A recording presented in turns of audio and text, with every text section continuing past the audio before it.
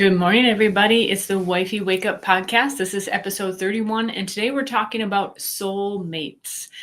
Now, I'm actually broadcasting this to my other channels as well because soulmates is something I think, or if we think the love of our life is something that appeals to, I think, all of us.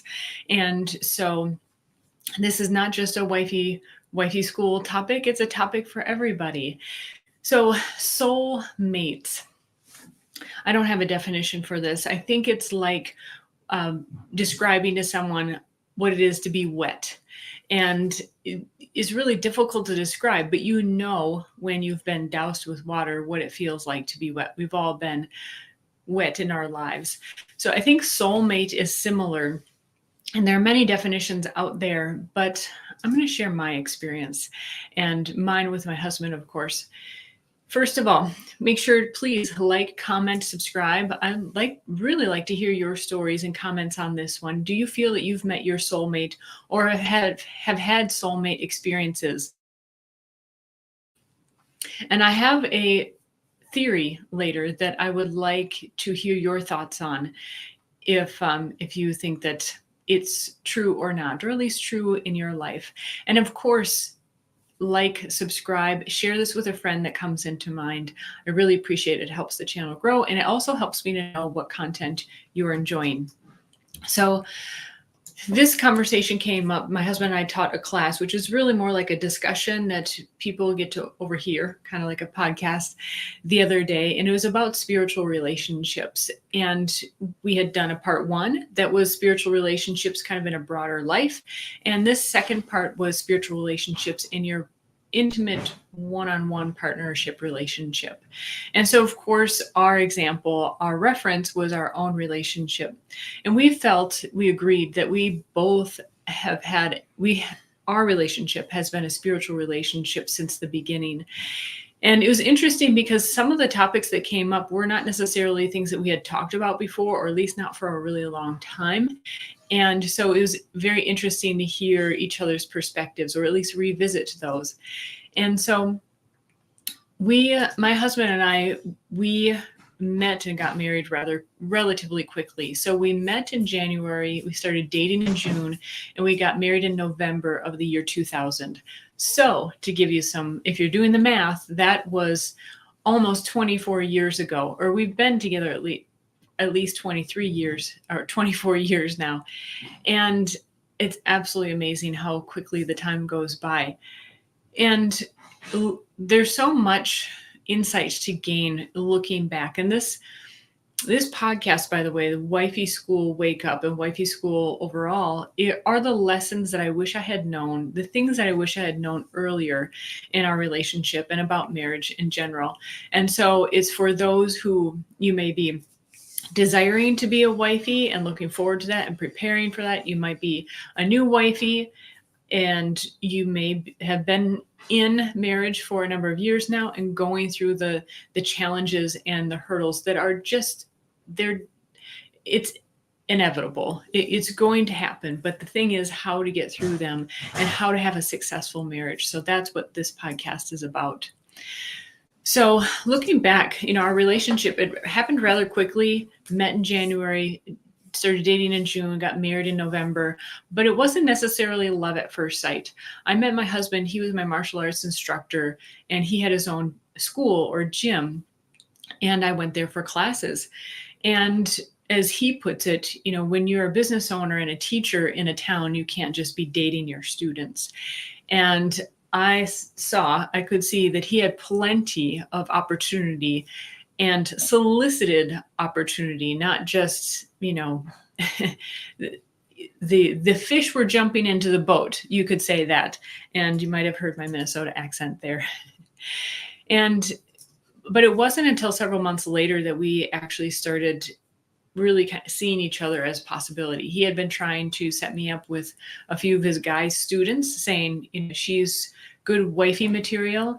And, it just wasn't clicking on either side. And really, it was just, obviously, we were meant to be. And it was a really fortunate time in my life that, I wasn't looking for love or to date in the first place. So these guys that he was trying to connect me with, I just it's not that I wasn't looking, but I wasn't not looking. And I was just in this a long transition point in my life where I was graduating high school. Yes, I was in high school and had just gotten back relatively from several months earlier from a year-long exchange abroad in Brazil. Was doing all the necessary things to apply to colleges and all that process. And so it was just that whole year, of course, was just even before I got back from Brazil, was just kind of this long transition phase from one stage of life to another. And that ended up being very fortuitous because I wasn't already set in, I'm going to this college or I'm doing this career and I have to live there. And in hindsight, I think it was really just divine timing. And also, I had choices during that time. It was a time of making decisions. I'm going off a little bit on a tangent. This should be another talk about, following your gut and heart instincts and also listening, which I think is divine guidance. But to sum it up, I think God had another plan, and thankfully I listened. So as we started dating, we'd spend many hours at his gym or the school on the mats, just talking, and nothing more, just that early discovery stage where you're talking about anything and everything, and you're learning about each other, and it's all so fascinating.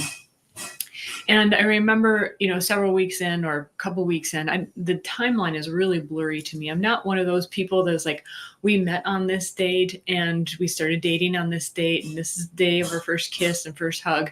Sometimes I wish I was, but I'm not. So it was kind of in this time frame as we first started dating. I remember our first hug, and it was absolutely magical. I can't even remember, ironically, our first kiss. It was our first hug that was so magical. And it was absolutely incredible. And I'm going to try to explain it and why I think that this was the reason that I believe, or just sensed, not even believed, like I just knew in that moment I had met my soulmate. And I had very good relationships before that. So it wasn't like relationships were so poor beforehand that this one was like just amazing enough to be like a soulmate relationship. As I'll describe, it really was. And so the feeling is actually really clear in my mind, in my body, but like the steps that led up to it are not so clear. Like, why did we stand up? Well, probably because I was getting ready to go home, and I think that John initiated the hug, just by kind of like, I can remember being like welcomed in, right? But it's the only thing that's really clear is that moment that of the hug and how out of this world it really was.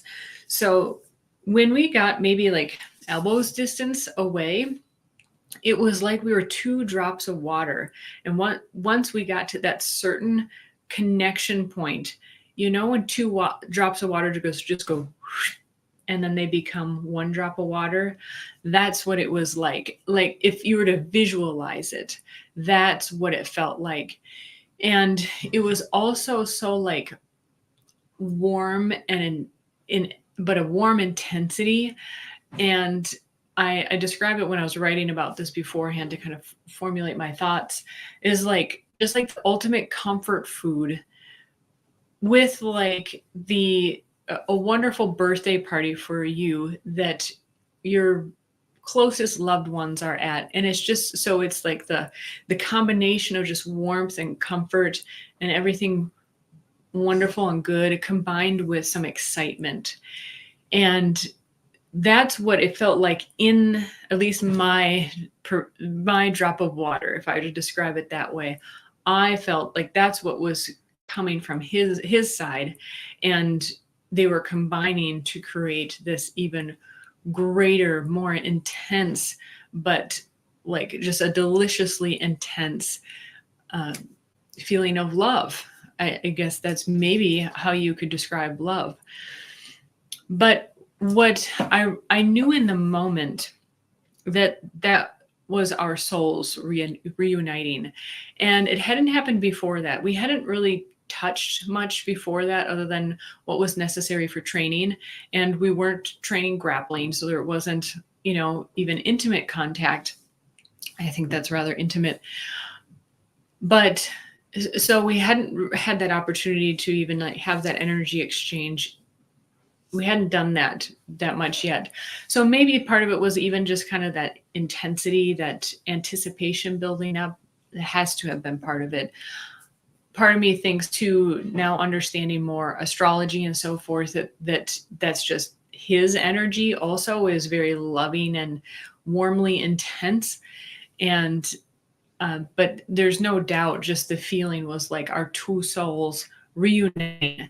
Like there was in that moment all that warmth, all that intensity, and then it was like future wrapped into that moment, and like an unknown past that would have to be excavated and studied to even know or attempt to understand. And I really wish that everyone can experience something like that. And I think it does happen in multiple ways. Probably a lot of the times when you do meet your loved one, your person, the birth of a child, I think there can be a handful of other ways that can really happen. And I also think it's like we all innately seek and desire that. It's why, for eons, there have been love stories written, movies, plays, reenactments, I'm sure since even before the written word, that we as humans desire that on such a deep level. I think it goes beyond our physical sense. I think it is a spiritual sense. And I've wondered if we desire this so much, if we desire this connection with another person, because it is our way of experiencing God in this world, God's love. And because we are so physical and earthly beings, that the way that we can understand love is through physical means. Because I do think there are other ways that we can experience God level love, but we are so bound to this earth that we understand it more clearly when it comes through, or fragments come through another person. So I mentioned it early on in the podcast that I'd love to hear from you. Would love to hear, do you feel that you've met your soulmate? I would love to hear your experience of that moment when you've felt like you indeed met them.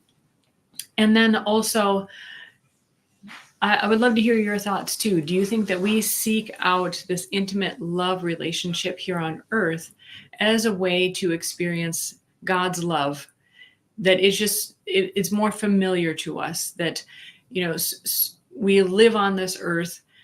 It's really challenging to take the time and be present to tap into the spiritual realm and really connect to God's love in that way.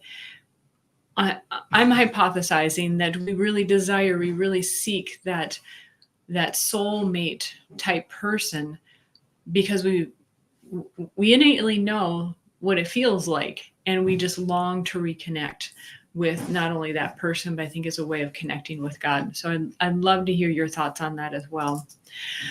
But there are so many directions I could go off of on this, and trying to keep these close to 15 minutes. I think we're going to do it today. Yay.